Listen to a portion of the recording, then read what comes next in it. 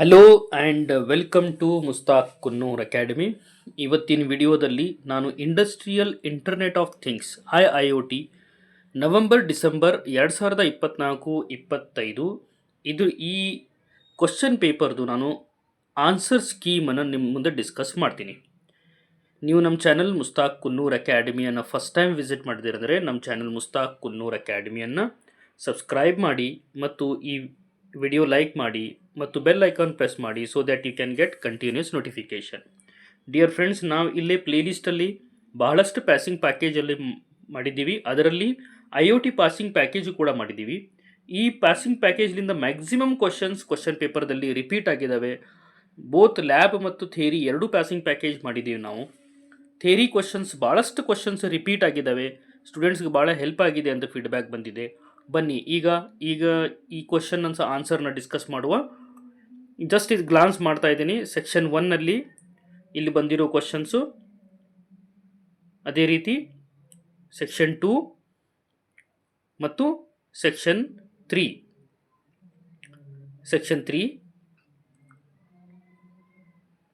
ಅದಾದ ನಂತರ section 4, then finally section 5. ಬನ್ನಿ ಈಗ one by one answer discuss ಮಾಡುವ. ಈಗ ನಾನು ಹೇಳ್ದಂಗೆ ಕ್ವಶನ್ಸ್ ಪ್ಯಾರಾಗ್ರಾಫ್ ವೈಸ್ ಲೆಂಗ್ದಿ ಇರ್ತವೆ, ಆದರೆ ನಾವು ಕ್ವಶನ್ಸನ್ನು ಐಡೆಂಟಿಫೈ ಮಾಡಬೇಕು. ಅದರಲ್ಲಿ ಕ್ವಶನ್ನ ಐಡೆಂಟಿಫೈ ಮಾಡಿ ಆನ್ಸರ್ನ ಬರೀಬೇಕು. ಈಗ ನಮ್ಗೆ ಗೊತ್ತಿರುವಂಗೆ each section one full question ಬರೀಬೇಕು. Each one full question carries 20 marks. ಬನ್ನಿ ಈಗ this is question wise marks division. Next ಈಗ ಬನ್ನಿ, ಈಗ ಇಲ್ಲಿ ನೋಡ್ಬೋದು ನಾವು. ಫಸ್ಟ್ ಕ್ವಶನ್ ನಂಬರ್ 1 ಸೆಕ್ಷನ್ 1ನಲ್ಲಿ, to meet need of globalization it is very much necessary to implement industry 4.0. Justify this by mentioning the issue and benefits. ಅಂದರೆ ಇಲ್ಲಿ ನಾವು simply issue and benefits of industry 4.0 ಬಗ್ಗೆ ಮಾತಾಡ್ತಾ ಇದ್ದೀವಿ. 4.0 ಅಂತ ಏನು ಹೇಳ್ತೀವಿ, 4.0 ಇದ್ರ ಬಗ್ಗೆ ನಾವು ಇಶ್ಯೂಸ್ ಏನಿದಾವೆ, ಇದ್ರದ್ದು ಇಶ್ಯೂ ಏನಿದೆ ಅಂದರೆ high initial cost, lack of skill labour, security risk ಇರುತ್ತೆ ಇದರಲ್ಲಿ. Where benefit industry 4.0 or 4.0 benefits ಏನಂದರೆ increased efficiency, increased quality, greater flexibility ಮತ್ತು ಇಂಪ್ರೂವ್ಡ್ ಸಸ್ಟೈನಬಿಲಿಟಿ. ನೆಕ್ಸ್ಟ್ 1B ಈಗ ನಾವು ನೋಡುವಂಗೆ ಇಂಟೆಲಿಜೆನ್ಸ್ ಇರಿಗೇಷನ್ ಸಿಸ್ಟಮ್ ಬಗ್ಗೆ ಕ್ವಶನ್ ಕೇಳಿದ್ದಾರೆ ಇವರು. ಹೆಂಗೆ ಇದನ್ನು IoTಲಿಂದ ನಾವು ಅಗ್ರಿಕಲ್ಚರ್ನ ರಿಫಾರ್ಮ್ ಮಾಡಬಹುದು. ಈಗ ಸಿಂಪಲ್ ಇದ್ರದ್ದು ಏನಂದರೆ IoT ಇನ್ ಅಗ್ರಿಕಲ್ಚರ್, ಇದನ್ನು ನೆನ್ಪಿಟ್ಕೋಬೇಕು. IoT ಇನ್ ಅಗ್ರಿಕಲ್ಚರ್ ಇಲ್ಲಿ ನಾವು ಪ್ರಿಸಿಷನ್ ಇರಿಗೇಷನ್ ಯೂಸ್ ಮಾಡ್ತೀವಿ, ಪೆಸ್ಟ್ ಆ್ಯಂಡ್ ಡಿಸೀಸ್ ಡಿಟೆಕ್ಷನ್ನ ಯೂಸ್ ಮಾಡ್ತೀವಿ, ಕ್ರಾಪ್ ಮಾನಿಟರಿಂಗ್ ಯೂಸ್ ಮಾಡ್ತೀವಿ, ಲೈವ್ ಸ್ಟಾಕ್ ಅಂದರೆ ಪ್ರಾಣಿಗಳನ್ನೆಲ್ಲ ಅಬ್ಸರ್ವ್ ಮಾಡಲಿಕ್ಕೆಲ್ಲ ಯೂಸ್ ಮಾಡ್ತೀವಿ. ಇದೇ ಆನ್ಸರ್ ನೀವು ಬರೀಬೇಕು ಸಪ್ಲೈ ಚೈನ್ ಮತ್ತು ವೆದರ್ ಫೋರ್ಕಾಸ್ಟಿಂಗಿಗೆ. Next coming to predictive maintenance is an effective solution to avoid unnecessary downtime in production line. Do you agree? Justify your answer with example ಅಂತ ಕೊಟ್ಟಿದ್ದಾರೆ ಇವರು. ಅಂದರೆ ಇಲ್ಲಿ ನಾವು ಪ್ರೆಡಿಕ್ಟಿವ್ ಮೇಂಟೆನೆನ್ಸ್ ಬಗ್ಗೆ ಇಲ್ಲಿ ಬರಿಬೇಕಾಗತ್ತೆ. ಪ್ರೆಡಿಕ್ಟಿವ್ ಮೇಂಟೆನೆನ್ಸ್ ಅಂದ್ರೆ ಏನು, ಇದರಲ್ಲಿ ಟೆಕ್ನಾಲಜಿ ಯಾವ ಥರ ನಾವು ಯೂಸ್ ಮಾಡ್ತೀವಿ, ಅದರ ಬಗ್ಗೆ ಎಲ್ಲ ನಾವು ಇದರಲ್ಲಿ ಡಿಟೇಲ್ ಆಗಿ ಬರಿಬೇಕು. ಲೈಕ್ ವೈಸ್ ನೆಕ್ಸ್ಟ್ ಕ್ವಶನ್ ಏನಿದೆ ಅಂದರೆ ಇಲ್ಲೇ ಒಂದು ಮೆಟ್ರೋಪಾಲಿಟನ್ ಸಿಟಿದು ಪಾಪ್ಯುಲೇಷನ್ ಇನ್ಕ್ರೀಸ್ ಆಗ್ತಾ ಇದೆ, ಅದರಿಂದ ಟ್ರಾಫಿಕ್ಕಲ್ಲಿ ಏರ್ ಪೊಲ್ಯೂಷನ್ ಮತ್ತು ಹೆಲ್ತ್ ಕೇರ್, ವೇಸ್ಟ್ ಮ್ಯಾನೇಜ್ಮೆಂಟ್ ಎಲ್ಲ ಸಮಸ್ಯೆ ಆಗುತ್ತೆ. ಇದನ್ನು ನಾವು ಯಾವ ಥರ ಹ್ಯಾಂಡಲ್ ಮಾಡಬೇಕು ಯೂಸಿಂಗ್ IoT, ಇದನ್ನ ಅವರು ಕೇಳಿದ್ದಾರೆ. ಈಗ ನಾವು ವೆರಿ ಸಿಂಪಲ್ ಬೆಂಗಳೂರ್ದು ಎಕ್ಸಾಂಪಲ್ ತೊಗೊಂಡಿದ್ದಾರೆ ಅವರು. ಟ್ರಾಫಿಕ್ ಮ್ಯಾನೇಜ್ಮೆಂಟ್ ಇಲ್ಲಿ ನೋಡಿ, ಟ್ರಾಫಿಕ್ ಮ್ಯಾನೇಜ್ಮೆಂಟಲ್ಲಿ ಇಲ್ಲಿ ನಾವು ಇದೊಂದು ಯೂನಿವರ್ಸಲ್ ಪ್ರಾಬ್ಲಮ್ ಆಗಿದೆ. ಇಲ್ಲಿ ನಾವು ಸ್ಮಾರ್ಟ್ ಟ್ರಾಫಿಕ್ ಲೈಟ್ಸನ್ನು ಯೂಸ್ ಮಾಡಬಹುದು. ಅದೇ ರೀತಿ air pollution it is one more problem of this metro cities. Health care ಇದು one more problem. Public transport, then waste management, this is one more challenge. ಇದ್ರ ಬಗ್ಗೆ ನಾವು ಬರಿಬೇಕಾಗತ್ತೆ.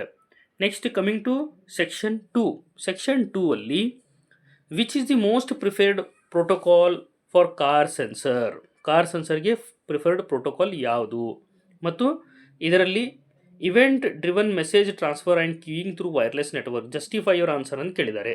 ಈಗ ನಮಗೆ ಗೊತ್ತಿದೆ ಕಾರ್ ಪ್ರೋಟೋಕಾಲ್ ಸೆನ್ಸರ್, ಇದರಲ್ಲಿ ನಾವು MQTT ಪ್ರೋಟೋಕಾಲ್ಸನ್ನು ಯೂಸ್ ಮಾಡ್ತೀವಿ. ಅದರದ್ದು ಫೀಚರ್ಸ್ ಮತ್ತು ಪ್ರಿನ್ಸಿಪಲ್ ಬಗ್ಗೆ ನಾವು ಇದರಲ್ಲಿ ಬರಿಬೇಕು. MQTT ಪ್ರೋಟೋಕಾಲ್ಸ್ ಬಗ್ಗೆ ನಾವು ಇದರಲ್ಲಿ ಬರೀಬೇಕು. ಇದರದ್ದು ಫೀಚರ್ಸ್ ಮತ್ತು working principal along with this diagram ಇದನ್ನು ನಾವು ಡಿಟೇಲ್ ಆಗಿ ಬರೀಬೇಕು. ನೆಕ್ಸ್ಟ್ ಇದರಲ್ಲಿ ಲೋರಾ ವ್ಯಾನ್ ಬಗ್ಗೆ ಕೇಳಿದ್ದಾರೆ. ಲೋರಾ ವ್ಯಾನ್ ನಮ್ಗೆ ಗೊತ್ತಿದೆ, long range wide area network. Is it possible to transmit data without internet to many devices using ಲೋರಾ van technology? Do you agree? Justify your answer. S, we agree. Then we have to write about the features of ಲೋರಾ van. ಲೋರಾ van ಬಗ್ಗೆ ನಾವು ಇಲ್ಲೇ features ಬಗ್ಗೆ ಬರೀಬೇಕು. ಇವರು actually question ಕೇಳ್ತಾ ಇರೋದು ಲೋರಾ van technology ಬಗ್ಗೆ ಕೇಳ್ತಾ ಇದ್ದಾರೆ. ಅದರ ಒಂದು ಬ್ಯಾಕ್ಗ್ರೌಂಡ್ ಕೊಟ್ಬಿಟ್ಟು ಲೋರಾ ವ್ಯಾನ್ ಬಗ್ಗೆ ಇವರು ಕೇಳ್ತಾ ಇದ್ದಾರೆ. ಲೋರಾ ವ್ಯಾನ್ದ ಫೀಚರ್ಸ್ ನೋಡಿ, long range, low power, low cost, robustness, network architecture ಬಗ್ಗೆ ಇಲ್ಲೇ ಎಕ್ಸ್ಪ್ಲೇನ್ ಮಾಡಬೇಕು. It is secure, standardized, geolocation, mobile and high capacity, ಇದ್ರ ಬಗ್ಗೆ ನಾವು ಬರೀಬೇಕು. Next, identify the technology for short range communication within 10 meters and 6 devices need to connect without wire and data rate.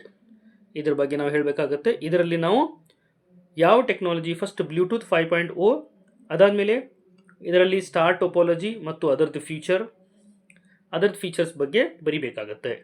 Next ಅದಾದಮೇಲೆ question number B, ಇದರಲ್ಲಿ web transfer protocol for use of constrained nodes and constrained network in the IoT. Protocol design for M2M application as smart energy building automation, which is the IoT protocol. ಇದರಲ್ಲಿ IoT protocol ಬಗ್ಗೆ ಮತ್ತು ಬರೀಬೇಕು ಮತ್ತು ಅದರ explanation ಮಾಡಬೇಕು. ಈಗ ಇದರಲ್ಲಿ ಕೋಆ್ಯಪ್ ಬಗ್ಗೆ ನಾವು ಎಕ್ಸ್ಪ್ಲೇನ್ ಮಾಡ್ತಾ ಇದ್ದೀವಿ. CoAP includes lightweight request response model, asynchronous communication, secure communication, interoperability. ಇದ್ರ ಬಗ್ಗೆ ನಾವು ಎಕ್ಸ್ಪ್ಲೇನ್ ಮಾಡಬೇಕು. ಸೆಕ್ಷನ್ ನಂಬರ್ 3, ಇದರಲ್ಲಿ ಈಗ ನೋಡಿ ನಾವು ಇಲ್ಲಿ ಆ್ಯಕ್ಚುಲಿ ಕ್ವಶನ್ ಭಾಳಷ್ಟು ದೊಡ್ಡದಾಗಿ ಕೊಟ್ಟಿದ್ದಾರೆ. ಬಟ್ ನಾವು ಕ್ವಶನ್ ಇಲ್ಲಿ ನೋಡಬೇಕು, which web services are used and mention it's features. ಇಲ್ಲಿ ವೆಬ್ ಸರ್ವಿಸ್ ಬಗ್ಗೆ ನಾವು ಎಕ್ಸ್ಪ್ಲೇನ್ ಮಾಡಬೇಕಾಗತ್ತೆ. ವೆಬ್ ಸರ್ವಿಸ್ ಅಂದರೆ ಇದರಲ್ಲಿ ನಾವು AWS, ಅಮೆಜಾನ್ ವೆಬ್ ಸರ್ವಿಸಸ್ ಮತ್ತು ಅದರ ಫೀಚರ್ಸ್ ಬಗ್ಗೆ ಬರೀಬೇಕು. ಬ್ಯಾಕ್ಗ್ರೌಂಡ್ ಏನೇ ಇರಲಿ, ಬಟ್ ಕ್ವಶನ್ಸ್ ನೀವು ಐಡೆಂಟಿಫೈ ಮಾಡೋದು ಕಲಿಬೇಕು. ಇದರಲ್ಲಿ ನೋಡಿ AWS ಬಗ್ಗೆ ನಾವು ಎಕ್ಸ್ಪ್ಲೇನ್ ಮಾಡ್ತಾ ಇದ್ದೀನಿ. AWS ಏನಿದೆಯಲ್ಲ, it is Amazon elastic compute cloud ಮತ್ತು ಎಲಾಸ್ಟಿಕ್ ಲೋಡ್ ಬ್ಯಾಲೆನ್ಸಿಂಗ್ ಇರುತ್ತೆ. ಅಮೆಜಾನ್ ಸಿಂಪಲ್ ಕ್ಯೂ ಸರ್ವಿಸ್ ಇರುತ್ತೆ. ಅದರದ್ದು ಫೀಚರ್ಸ್ ಎಲ್ಲ ನಾವು ಇಲ್ಲೇ ಬರೀಬೇಕಾಗುತ್ತೆ. ಅಮೆಜಾನ್ S3 ಸರ್ವಿಸ್ ಮತ್ತು AWS ಇಂಟಿಗ್ರೇಷನ್, ಅದರ ಬಗ್ಗೆ ಎಲ್ಲ ನಾವು ಬರೀಬೇಕಾಗುತ್ತೆ. ಅದೇ ರೀತಿ using AWS application development service, Samsung wanted to provide its customer with the facility to download the application anywhere without network traffic. List the application and features provided by AWS. ಅಂದರೆ ಇಲ್ಲಿ question ಕೂಡ ಕೇಳಿದವರು application and features of AWS. Applications ಮತ್ತು features ನಾವು ಇಲ್ಲೇ mention ಮಾಡಬೇಕು. Some of the services of AWS ಏನಂದರೆ compute ಮಾಡೋದು, storage, database, networking, security, management tools, analytics, machine learning ಮತ್ತು internet of things. AWS application ನಮ್ಗೆ ಗೊತ್ತಿದೆ, ಇದು ಕ್ಲೌಡನ್ನು ಸಲುವಾಗಿ ನಾವು ಯೂಸ್ ಮಾಡ್ತೀವಿ. ಇವೆಲ್ಲ ಅಪ್ಲಿಕೇಶನ್ ನಾವು ಇಲ್ಲೇ ಬರಿಬೇಕಾಗತ್ತೆ. ಯಾವುದಂದರೆ web application hosting, big data processing, media entertainment, gaming, mobile and IoT, DOPS development, then disaster recovery, machine learning and AI. Likewise question number 6A, Netflix company ಇದೆ. ಇವ್ರದ್ದು ರಿಕ್ವೈರ್ಮೆಂಟ್ ಏನು? ಕ್ಲೌಡ್ ಸ್ಟೋರೇಜದ್ದು ರಿಕ್ವೈರ್ಮೆಂಟ್ ಏನು? Cloud storage requirement ಏನಂದರೆ it should be security ಇರಬೇಕು, scalable ಇರಬೇಕು ಮತ್ತು performance ಚೆನ್ನಾಗಿರಬೇಕು. ಇದನ್ನು ನಾವು ಇಲ್ಲೇ ಬರೀಬೇಕಾಗತ್ತೆ, ರಿಲಯಬಿಲಿಟಿ ಮತ್ತು ಕಾಸ್ಟ್. ಕ್ವಶನ್ ನಂಬರ್ 6B ಏನಂದರೆ compare 3 cloud computing delivery model. 3 cloud computing delivery model and its differences ಏನಂದರೆ SaaS, PaaS ಮತ್ತು AS ಅಂದರೆ software as a service, platform as a service, infrastructure as a service. ಅಂದರೆ ಕ್ಲೌಡಲ್ಲಿ software ನಾವು as a service ಅಂತ ಕೊಡ್ತೀವಿ, ಅದರದ್ದು ಬಗ್ಗೆ ನಾವು ಎಕ್ಸ್ಪ್ಲೇನ್ ಮಾಡಬೇಕಾಗತ್ತೆ. ಪ್ಲಾಟ್ಫಾರ್ಮ್ ಅಂದರೆ both build application on the cloud based platform, this is platform as a service. Infrastructure as a service, ಇದನ್ನು ನಾವು ಎಕ್ಸ್ಪ್ಲೇನ್ ಇಲ್ಲಿ ಮಾಡಬೇಕಾಗತ್ತೆ. Likewise section 4ಅಲ್ಲಿ health care industry ಬಗ್ಗೆ ಕ್ವಶನ್ ಕೇಳಿದ್ದಾರೆ. ಹೆಲ್ತ್ ಕೇರ್ ಇಂಡಸ್ಟ್ರಿಯಲ್ಲಿ ಈಗ what are the possible consequences of IoT security attack on the medical IoT. ಅಂದರೆ ಈಗ IoTನ ಯೂಸ್ ಮಾಡ್ತೀವಿ, ಸೆಕ್ಯೂರಿಟಿ ಅಟ್ಯಾಕ್ ಅದರಿಂದ IoTಯಲ್ಲಿ ಏನೇನು ಸಮಸ್ಯೆ ಆಗ್ಬೋದು, ಇನ್ಕರೆಕ್ಟ್ ಡಿಸಿಷನ್ ಆಗ್ಬೋದು ಮತ್ತು ಮೆಡಿಕಲ್ ಎರರ್ ಆಗ್ಬೋದು, ಪೇಷಂಟ್ರಿಗೆ ಹಾರ್ಮ್ ಆಗ್ಬೋದು, ಪೇಷಂಟ್ ಡಾಟಾ ಏನು ಸೆಕ್ಯೂರ್ ಇರುತ್ತೆ ಆ ಡಾಟಾ ಲೀಕ್ ಆಗ್ಬೋದು, ಅದರಲ್ಲಿಂದ ಸಮಸ್ಯೆ ಆಗ್ಬೋದು, financial loss, health care operation disruption, likewise ಇವೆಲ್ಲ ಸಮಸ್ಯೆ ಬರ್ತವೆ. Next question, insecure cloud services are the type of cloud vulnerability, justify your answer. ಈಗ ಇನ್ಸೆಕ್ಯೂರ್ ಕ್ಲೌಡ್ ಇರುತ್ತಲ್ಲ, ದಿಸ್ ಇಸ್ ಕ್ಲೌಡ್ ವಲ್ನರಬಿಲಿಟಿ. ಈಗ ಲ್ಯಾಕ್ ಆಫ್ ಇದ್ರ ಎದರ್ಲಿಂದ ಆಗುತ್ತಂದರೆ lack of security control, inadequate access control, poorly configured systems, ಇದರಲ್ಲಿಂದೆಲ್ಲ ಇವು ಆಗುತ್ತೆ. ಇದನ್ನು ನಾವು ಅವಾಯ್ಡ್ ಹೆಂಗೆ ಮಾಡೋದು? ಇಲ್ಲಿ ಕೂಡ ಸ್ಟ್ರಾಂಗ್ ಪಾಸ್ವರ್ಡ್ ಯೂಸ್ ಮಾಡಬೇಕು, ಎನ್ಕ್ರಿಪ್ಷನ್ ಯೂಸ್ ಮಾಡಬೇಕು. ಯೂಸ್ ಮಾಡೋದ್ರಿಂದ ಏನಾಗುತ್ತಂದರೆ ಈ ಸಮಸ್ಯೆ ನಾವು ಅವಾಯ್ಡ್ ಮಾಡಬಹುದು. Likewise IoT data acquisition system ಬಗ್ಗೆನೂ ಕೇಳಿದ್ದಾರೆ. Software and hardware allows the control the physical characteristics of something in the real world, analyse the physical data is measured and control in the real world using data acquisition system. Block ಡಯಾಗ್ರಾಮ್ಲಿಂದ explain ಮಾಡಿ ಅಂತ ಹೇಳಿದ್ದಾರೆ. ಇದು ಭಾಳ simple ಇದೆ. ಸೆನ್ಸರ್ಸನ್ನು use ಮಾಡ್ತೀವಿ ಮತ್ತು data acquisition ಹಾರ್ಡ್ವೇರ್ನ use ಮಾಡ್ತೀವಿ, ಡಾಟಾ ಅಕ್ವಿಷನ್ ಸಾಫ್ಟ್ವೇರ್ಸನ್ನು ಯೂಸ್ ಮಾಡಿ ನಾವು ಎಕ್ಸ್ಪ್ಲನೇಷನ್ ಇಲ್ಲೇ ಮಾಡಬೇಕು ವಿತ್ ನೀಟ್ ಡಯಾಗ್ರಾಮ್. ನೆಕ್ಸ್ಟ್ ಅದಾದ ನಂತರ ಏನಂದರೆ IoT ಇದರಲ್ಲಿ ಅಂದರೆ ಸೈಬರ್. ಈಗ ಕ್ವಶನ್ ನೋಡಿ, IoT device make up 30% of network connected end points. This leads to company getting targeted by cyber criminal. ಈ security support on IoT device essential.